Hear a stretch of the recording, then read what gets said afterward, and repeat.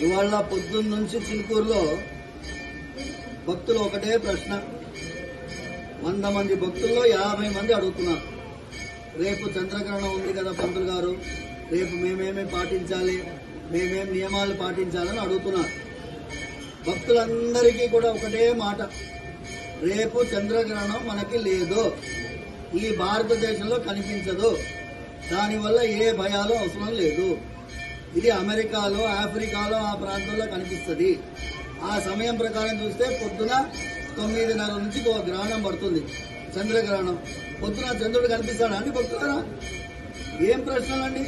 హోలీ రోజు గ్రహణం పడుతుంది కదా, మాకేమైనా ఇబ్బందులు వస్తాయా, గర్భిణీ స్త్రీలు ఏం పాటించాలి, ఇవన్నీ ప్రశ్నలు అడుగుతున్నారు. రేపు గుడి బంద్ ఉంటుందా అడుగుతున్నారు. ఏమైనా మాకు ఈ ప్రశ్నలు విన్నప్పుడు ఒక విధమైన ఆశ్చర్యం కలుగుతున్నది.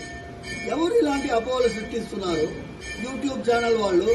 అయ్యా, ఉన్న భయాలతోనే భక్తులు చేస్తున్నారు, కొత్త కొత్త భయాలు దయచేసి సృష్టించకండి అయ్యా. రెండవది, మీ అందరికీ ఒక మాట, ఇలాంటి గ్రహణాలు వస్తే 15-20 రోజుల ముందు నుంచి మేము అనౌన్స్మెంట్ చేస్తాం. గ్రహణం రోజు వస్తుంది, ఆ రోజు దేవాలయం మూతగా పెడతాము, టైమింగ్స్ ఇలా ఉంటాయి అని మేము అనౌన్స్మెంట్ చేస్తాము. మేము అనౌన్స్మెంట్ చేయలేదు, దయచేసి మళ్ళీ మళ్ళీ గుర్తు చేస్తున్నాను, రేపు మనకి చంద్రగ్రహణం లేదు కాక లేదు. సంతోషంగా మీరు హోలీ పండుగ జరుపుకోండి. అందరూ ఎలా నార్మల్ గా ఉండాలో అలా ఉండండి. సర్వే జనా సుఖినో భవంతు, సమస్త సన్మంగళాని భవంతు.